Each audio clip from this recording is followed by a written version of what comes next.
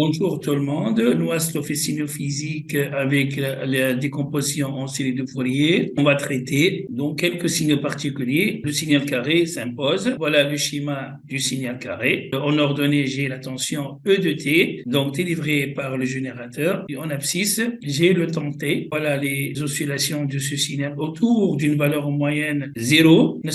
Il est à 0 égale à 0. Et là, vous voyez que c'est une fonction paire. En effet, si je prends t positive, et moins t ici négative, et ben la fonction c'est plus e, et celle-ci c'est moins e. Ainsi, donc la fonction elle est impaire. Une fois on a remarqué, c'est étudier la parité de la fonction, nous allons dire que la tension carrée peut se décomposer en série de Fourier sous la forme. Et généralement, dans les exos et dans les examens, on vous donne la décomposition. Voilà, donc e de t égale à 4e sur pi. Ce terme se répète, donc on retrouve un facteur. Et là, la merveille, c'est que vous constatez que au sinus oméga t, il y a 1 sur 1. Sinus 3 oméga t égale à 1 sur 3. Sinus 5 oméga t, donc le nombre 5, 3, donc se répète. Et ça, c'est la remarque que vous devez souligner. Nous allons dire, puisque la fonction, elle est impaire, question d'examen, le développement en série de Fourier ne comprend pas de terme en cosinus. On remarque que les harmoniques sont de rang impair et que les coefficients diminuent comme 1 sur n.